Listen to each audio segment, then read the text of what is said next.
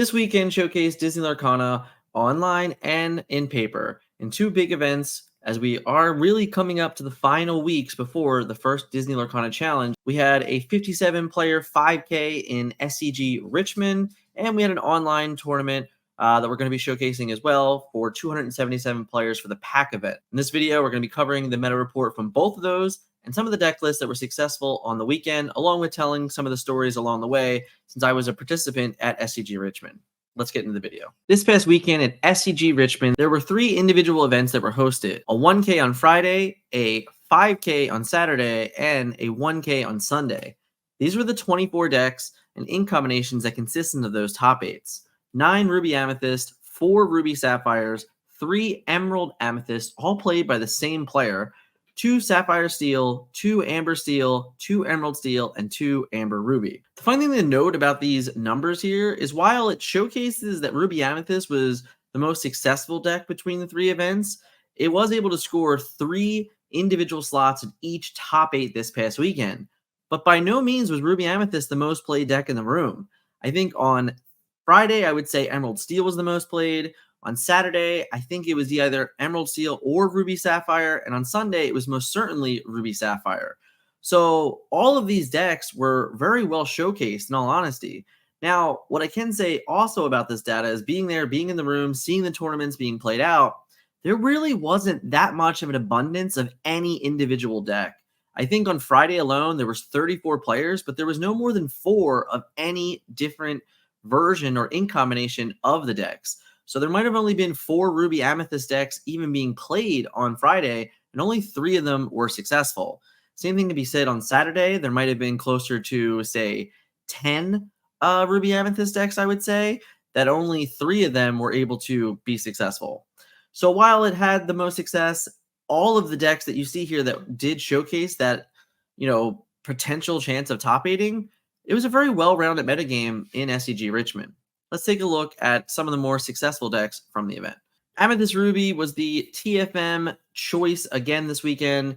In the 5K, we had 2 players, both make top 8 and top 4. Dick Burns with the top 8 and George with the top 4. You can see that they are pretty close lists, but there were some differences in choices here. Dick Burns decided to play 4 castles and only 1 Be Prepared. George has 3 castles and 3 Be Prepared. The mini numbers are a bit up and down. The Maui numbers are a bit up and down. The big takeaway here is the inclusion of Archimedes over Olaf. Archimedes being a 2/2 was something that Dick was very adamant about. He wanted to be able to play a 2/2 that can trade into cards like Flynn Rider, cards like Cinderella, Ballroom Sensation, and among other options, to where Olaf doesn't have the ability to do that. Sword and Stone, Archimedes did kind of deliver just another ability to make trades on turn 2 with cards like Pinocchio. Cheerleaders both came at a premium here, having 3 of each in both decks. Crabs were a flip upside down. Dick was more interested in playing 2 Mauis with 4 crabs, where George was way more interested in playing all 4 of his Mauis and 3 crabs only. Sorcerers, all in 4s. Rabbits, goats, and foxes all came in at 4 as well. Of course, George's list is the signature 61 that he was able to win Philadelphia with. This list, a little more low to the ground, a little more castles and minis, but all in all, success from both players in TFM. Congratulations to both of them. Ruby Amethyst remains a consistent in the paper metagame. And what I'm really starting to notice here, and I'm going to start kind of showcasing this a little bit more and more as we lead into the Atlanta Challenge here, these decks, Dick's deck only cost $101. George's is only $130. They are by far the cheapest decks on all of the decks I'm going to be showcasing today. And I mean like less than $100 cheaper than other options or more. So while Ruby Amethyst remains to be successful, it's also remaining to be a budget deck. It's a very friendly budget deck for new players to kind of pick up and play the game with. Just they're kind of exploring and figuring out if they even like Lorcana. So that might be really starting to play a key factor here when we start talking about competitive play at these lower end tournaments. Being a 5K in SCG, it is ironically, I would say that there was more of us that traveled than there were actual local players players from North Carolina, Connecticut, Boston, Philadelphia, New Jersey, Virginia itself, Maryland. We really did drive 2, 3, 4, 5, 6 hours to play in this SCG and support Star City games. So it's starting to see that, hey, maybe there is some type of factor of budget involved here as we start looking at these other decks. Let's get into some Emerald Steel. This past weekend, Braden was able to pick up a top 8 at SCG Richmond in the 5K, showcasing Emerald Steel. Over the last several weeks, Braden has been very focused on Emerald Steel as a whole, picking up 6 stitches in set championships, playing a deck that is very close to this one. He has made very little changes over the past 3 weeks and has continuously found success in the Emerald Steel ink combination. Prince John and Ursula lead the way in this deck, of course, along with the wonderful removal of packages between Let the Storm Rage On, Strength of a Raging Fire, and Along Came Zeus in a 3-4-2 manner. The big takeaway for this list that I haven't seen in many other lists for Emerald Steel is Tinkerbell. Tinkerbell being a 4-cost inkable 3/3, evasive with 2 lore, and the conditional ability to give another character evasive can honestly create trades for you with Smee. If your Mr. Smee ends up being able to take out an opposing Ruby Amethyst mini, that could be a huge turning point in a game when you don't have the most ideal hands of removal, or in games where they were able to punish you for your Ursula plays with Pinocchio. I've talked about this list a bunch the last couple weeks. I was able to top 4 set championship with a version very similar to what Braden has here. What I can say about it is the deck is truly a versatile landscape. It has the ability to be aggressive and really win games very early. It also has the ability to be very controlling. It has so much information gained with Ursula Deceiver that it kind of enables you to kind of map out your following individual turns between turns 3, 4, 5, and maybe even 6, depending on how large of a hand size are or the time that you have to play Ursula Deceiver. The powerhouse combination of Prince John and Ursula Deceiver of all has really just been showcasing itself within the metagame and how this deck can really punish opponents. Ironically, this deck is coming in at around $400 right now, so it's definitely a huge, we're talking 4 times the cost of the deck that I just discussed of Dick Burns' deck, only be $100. When you start looking in those numbers, it does get a little crazy.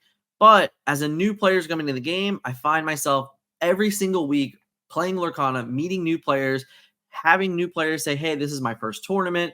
This is one of my first tournament. I've only been playing a few weeks. So when you start talking about decks from $100 all the way to $400, it's really not too shocking any longer that Ruby Amethyst being so successful and staying that way for newer players from other games kind of finding their way to Lorcana when you start looking at a deck like this being $300 to $400 more than a previous option. All in all, shout out to Braden. He's been playing really, really well and have had a lot of success recently in the tri-state area. So see what Atlanta brings for him. Now let's start looking at some of the decks from the Revenge of the Fifth pack event this past weekend.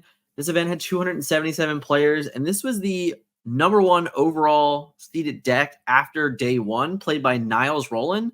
This Ruby Sapphire list is featuring 12 items with the 2 inclusion of Shield of Virtue. It's also representing the nice song package of One Jump Ahead, How Far I'll Go, and Be Prepared, all as 4 ofs. Having the threat of 2 Scars, 4 Maleficent, 3 Lady Tremaines, and 4 Medusa, along with 3 Queen of Hearts.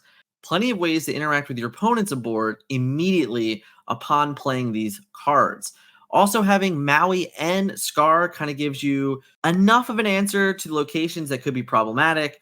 The stats on Grandma Tala definitely help for trading into most of the early game cards. Any game where you can play a Popsicle on 1 and then a One Jump Ahead on 2, they then focus on playing Grandma Tala or Hiram Flavorsham on 3. Definitely gives out some really nice lines and can pressure the game very early. I think it depends on the deck you're playing against for whether or not you want Tala or Hiram. The interesting part to note here is there are no Develop Your Brains. Develop Your Brain has been a staple in this deck for a while now. So by removing them, we were able to kind of gain more of these cards and replacing them having to pay 1 cost to make our deck sifting better. But on average, you don't always see 4 Medusa and 3 Lady Tremaines in these lists. You definitely don't always see 4 bells in these lists as well. So by adding a Medusa and maybe 2 bells and maybe 1 Lady Tremaine, we took out the option for sifting utilizing Develop Your Brain. I think that's a really bold decision. I think Develop Your Brain is very strong in this particular list. It really does help smooth out curves, specifically with the high uninkable count. But Niles was able to pull it off, and he was able to prove it worthy. I'm sure having 4 bells went a long way than most of the lists that only run 2, because you didn't have to play as scared with the character, or you weren't as afraid to ink one early, noting that you're definitely going to need one to win the game later. Congratulations, Niall, on an incredible finish, finishing third place overall with this $370 budget of a deck, which again is still nearly 4 times the amount of the Ruby Amethyst decks going around right now. Amber Steel finished in top 8 of the pack event this weekend, played by Aaron Rubin. This is the flute version we can see here. And the very first thing I noticed when looking at this list was only 3 flutes. Who needs 4 flutes? 3 is definitely enough to get you some wins. Aside from that, this looks like a pretty stock list. We are, targeting a specific number on some of these songs, having 3 bare necessities, 4 strength of a raging fire, as each of your inkables, I think, is by design. It's so when you play your aerial, you can find an inkable song when necessary to ink, because this list can really run into problems with uninkable counts. Sporting 16 uninkables when you really need to get to 3 or 4 ink to function at high quality. Of course, getting to 5 ink is the most ideal, so we can shift on the gigantic Cinderella 7. But all in all, I think what this list does is what it's always done. It has punished certain levels of opponents and punished control decks, and really found its feature of dominating Ruby Amethyst. In any particular metagame where Ruby Amethyst is dominant, the Flutes control list, or Flutes mid-range control list, I would say, in a way, this really could be defined as any of these things. It could be an aggro deck when it wants it to be. It can be mid-range. It can be control.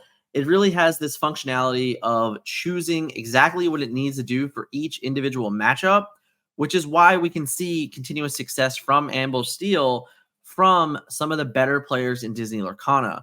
It's not a list that everyone has been able to pick up and prove worthy, but when some of the better players in the game and the most experienced players in the game bring this to tournaments, they have consistently seen success from it. I don't think there's any particular card in this list that it's shocking. All of it is pretty par for the course. The numbers are all there. I would say that if you are deciding going into Atlanta, what specific cards could be interchangeable, I'd argue that there's a world that if you're afraid of more aggressive decks, then hey, having a couple more Grab Your Swords or flip-flopping the numbers between Zeus and Grab Your Swords could be an option. The same could be said about bare necessities. Maybe you don't need 3 bare necessities, but you want 1 World's Greatest Criminal Mind, or, maybe even a Be Our Guest. I do think there are some options for here that you can kind of mess with the numbers and change in and out. The one thing is for certain, for Cinderella, for Ariel, and for A Whole New World is exactly where this list needs to be. Hey guys, recently I've been doing my best to post everything I can on the community post for all the spoilers and updates and reveals that come out, like literally by the hour, it feels like. But if you really want to stay up to date on this thing, you should definitely follow our Facebook channel. We are almost instantly posting to Facebook as soon as we can see things, as soon as we can confirm where the source is. We really do our best, in all honesty, to quote the sources, make sure people have their links to their websites or their content pages that they have been posted from. And we do our very, very best to share those things as quickly as possible to be with the format. So if you're there, if you really want to be up to date and see cards posted immediately, you should definitely follow our Facebook and our Instagram for that matter. I do my best to try and get them there. But Scott is hard at work to always continuously have that for you guys on Facebook. So I'll put that link in the description below or the pin post of this video. Let's talk about the full breakdown of the pack event.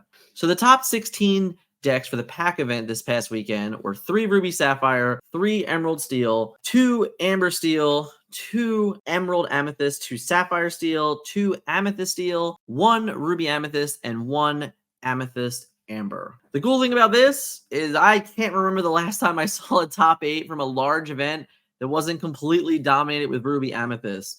This is showcasing that online, price is not a factor.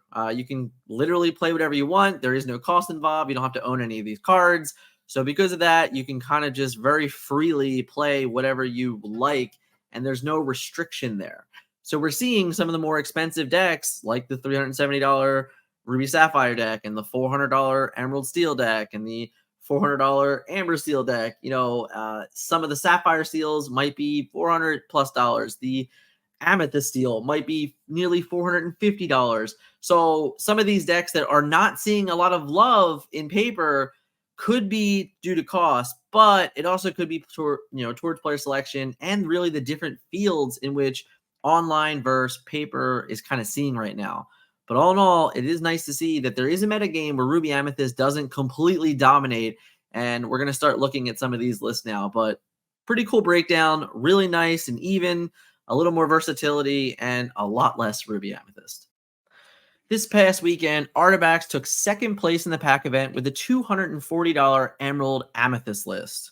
Now, Artifacts is a player that we have talked about consistently from these online events and from larger events overseas.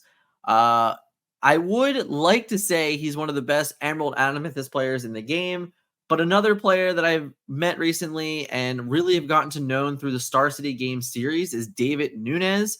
He was the player this weekend that finished in top 8, actually a top 8, a top 4, and a finalist in all 3 events this past weekend at SCG Richmond. I'm actually working on setting up a time and date for me to interview David and his success within the Star City Games events. So if you have any questions about Emerald Amethyst or aggro in general, hit me up in the comments. He is one of the best there is at the game when it comes to that particular topic. But here we are looking at Artifacts' success. And what I can say is it's a lot of the same that we've been seeing. This is a deck that he has been successful with over and over again. The changes are, not that far off from what we can assume, but having, a card like Pascal come in and be a force to be reckoned with Crab, keeping all of the Minnie Mouse surfers in check that have been reinserted into Ruby Amethyst decks and even Ruby Amber decks more recently, having kits as well, kind of as protection in the mirrors against Emerald, kind of focusing on bouncing back, opposing Ursula's or Flynn's or even Cursed Merfolk's, utilizing cards like Mother's Knows Best and Friends on the other side to pump with Ursula twice. There is a card more recently I've seen other versions of this deck play, which is Bosses on a Roll, which is absent here, but it's still another option if you're looking to kind of just try something different in this particular list. Having 3 castles instead of 4, also another choice that can be made if you really want to lean into some of those Emerald matchups. It's being proven that a card like Queen's Castle is very difficult for them to deal with. So having a 4th one might not be the worst decision ever. Aside from that, this list is pretty stock. It has not changed a ton over the last couple months, but I have seen other versions. I know, for an example, that David was playing the 1-cost Maleficent Biding Her Time in his particular list. And while I think that this deck on paper looks like a straightforward aggro deck, it really could just be looked at as a tempo mid-range deck as well. Very similar to Emerald Steel, where you have the aggressive Emerald starts and potential to win a game very early by pressuring the game very early with your 1 and 2 lore characters. This deck also has the ability to just win on turn 10, 11, or 12 if you get there just by a steady incline of gaining 1, 2, 3 lore on a given turn. Shout out again to Artifacts on an incredible finish in the pack event with Emerald Amethyst Green Bounce. Amethyst Steel, played by Brett Myers, with a Jafar Wheel deck coming in at $475 and the most expensive deck on this particular list. It's been a little while since we've seen success from Jafar, in all honesty. Having this particular list is nice, seeing that we are willing to commit to Blue Fairy, Jafar, and Mr. Smee. Having the backup ones of Captain Hook and Robin Hood is definitely not the norm for all of these Jafar lists. We've seen so many mixtures of it, but this is the first one in a while where I've seen the full commitment to having Captain Hook and Smee still on the list.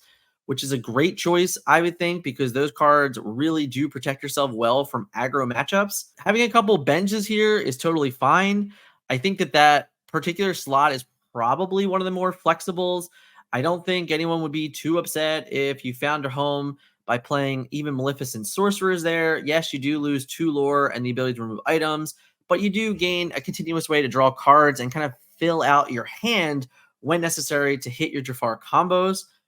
This is a list that went back to Queen's Castle, and I think again is that not every game do you want to win with Jafar Wheel. Some games you want to play a fair game and slam a castle down because again, all of those Emerald decks do not have answers or efficient answers to the Queen's Castle. So committing a couple slots to Queen's Castle probably definitely attributed to some more wins or even potential 2-0s by blowouts against some of the Emerald matchups is my guess.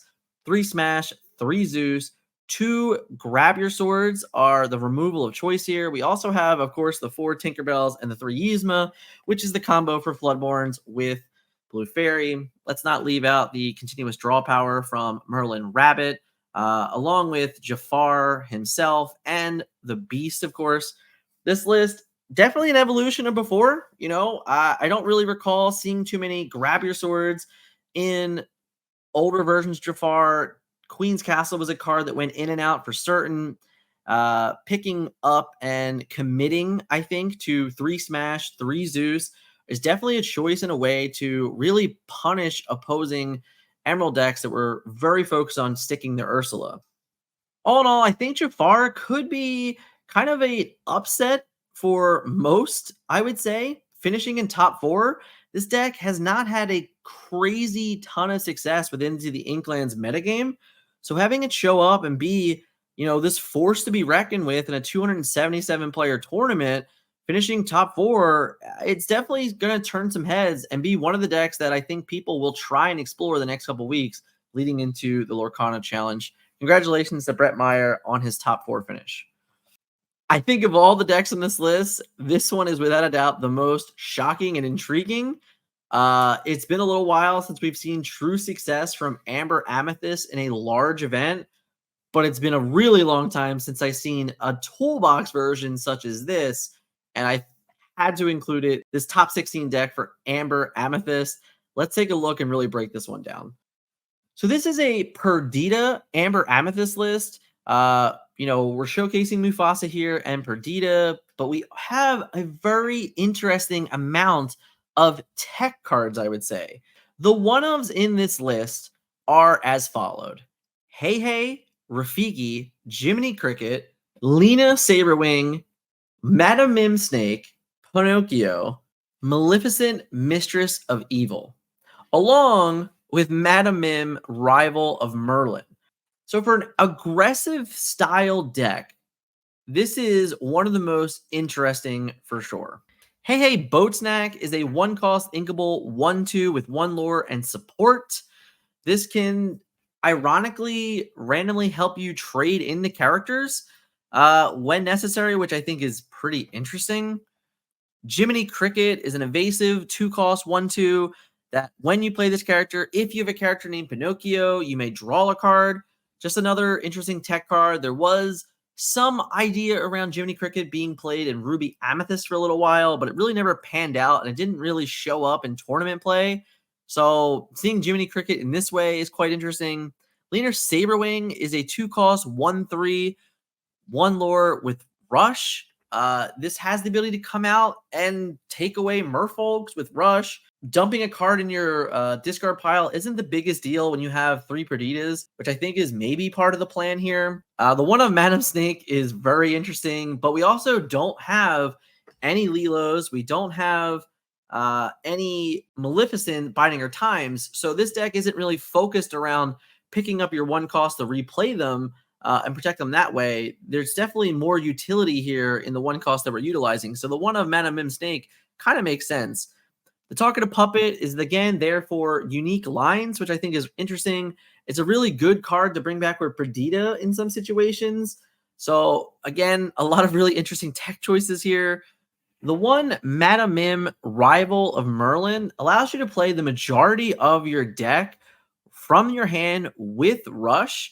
So a card like Merlin Goat or Merlin Rabbit could come in, make a trade, gain you 2 lore or gain you 2 cards, or even in some situations run in, kind of do some damage with, let's say, a crab or even maybe a snake, and then be able to quickly play Rapunzel to remove the damage, draw some more cards, and then of course you would go away at the end of the turn. But it really just adds another layer of components to this list that your opponent's not ever really expecting. These cards can come in with shift, of course, utilizing Snake and Fox, which isn't always ideal, but the idea here is that again, we have the option. The one Maleficent Mistress of All, for those of you at home that don't remember this card because it hasn't seen much play, is a 5-cost inkable 2/3 with 2 lore. Whenever this character quests, you may draw a card. During your turn, whenever you draw a card, you may move 1 damage counter from chosen character to chosen opposing characters. So, in a world where you can kind of stack up damage on characters, and then if you were to play a Rapunzel, you could actually like Rapunzel one of your characters, draw some cards, and then if there's any more leftover damage on another character through Maleficent, you can move that damage from your character to an opposing character, which is just another interesting use and synergy here through the possibilities of Amber Amethyst in combination.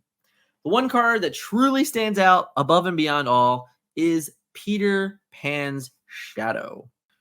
Peter Pan Shadow was a mainstay tech card toward the end of the Rise of the Floodborn metagame. It was one of my favorite cards in Rise of the Floodborn. The 4-cost uninkable 2/3, 2 lore evasive rush with the ability of tiptoe. Your other characters with a rush gain evasive is another reason why you might see cards like Lena Duck in this particular list. Having a 1/3 evasive rush that comes in, picks something off, and then can't be trade it with is not something to stray away about. It also has the combination to work very, very well with the Manamim rival because she gives all of your characters rush, which therefore gives them all evasive. So it can instantly kind of trade with almost any of the evasive threats within the metagame. This is the type of list that towards the end of a metagame, the fact that it just came out and was successful really makes you think like, hey, what have I missed? What could I possibly find that's left in the toolbox for the Disney Lorcana Challenge in Atlanta? Because a lot of people are kind of just like, hey, this is the metagame. This is what's successful. There's not much more to be found. And then you get a list like this, and it kind of changes a lot of perspectives. This is a incredible find within the metagame, and I'm really, truly excited that it did exist. Huge congratulations to Emil Bierfort here. I know I said your name wrong. I'm very, very sorry. A top 16 finish, 277 players with a completely unknown deck list with all of this tech. Really cool to see this one. Really, really fun to break that one down. Congratulations to you, sir. This past weekend was probably the last weekend to showcase the true aspects of the Into the Inklands metagame until the Disney Lorcana Challenge in Atlanta this coming month. This is going to be the last gigantic data points. I'm unaware of any more future tournaments that are going to be to this scale and this much advertising and publicity. So because of that, these might be the final data points. Set championships from 2 weeks ago, which I covered both of the weeks of those. If you're looking for that, you'll see them in the end screen. This weekend with SCG Richmond and the pack, maybe dating a little bit back to also SCG Atlanta and the other pack event in April. Those are going to be the biggest standout key points for deck decisions and choices for, the Lorcana Challenge in Atlanta. I think that the metagame currently is wide open. It's blown apart. I've done interviews with very successful players in the game about all sorts of different decks, and we're actually working on 2 more interviews coming up that are about other decks such as Ruby Sapphire and Emerald Amethyst. So if you're looking for any more specific information on a specific deck or ink type, hit me up in the comments and let me know what you guys want to hear between now and the Lorcana Challenge at the end of the month. Thank you guys so much for watching today. If you're looking for more videos like this, be sure to click on this meta report or maybe even that one. See you in the next one.